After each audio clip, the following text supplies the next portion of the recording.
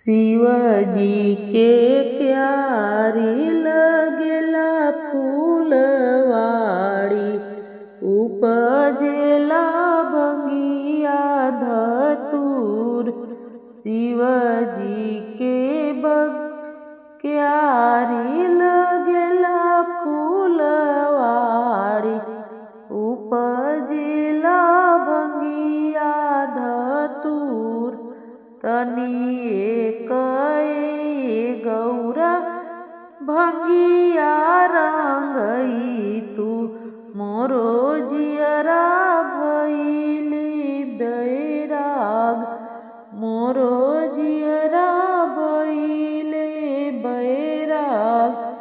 भंगिया पीसत गौरा के हाथवा दुखइले, शिवजी से अरज हमार।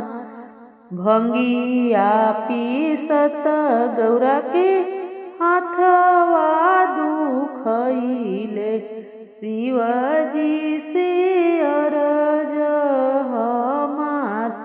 तनी एक शिवजी नैहर विदा करती, आमारो वेली असुआधार, आमारो वेली असुआधार।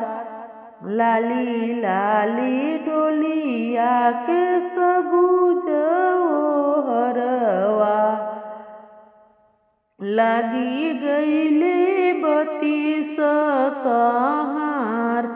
लाली लाली डोलिया के सबूज ओहरवा, लागी गईले बतीस कहार।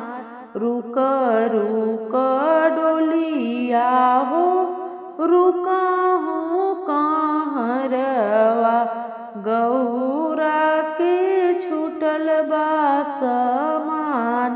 रुक रुक डोलिया हो, रुका हूँ कहरवा, गौरा के छूटल बा समान।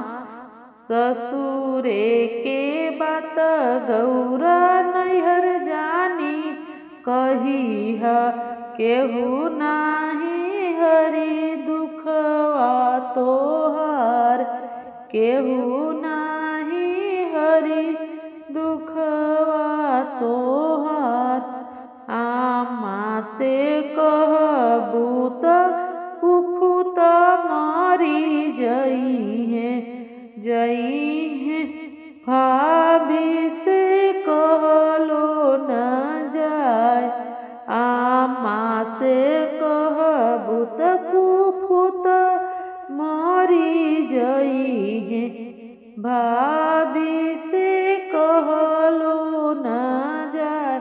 भाभी से कहबू त हंसी के उड़इहे, नहीं बुझिहन दर्द तोहार, नहीं बुझिहे दर्द तोहार।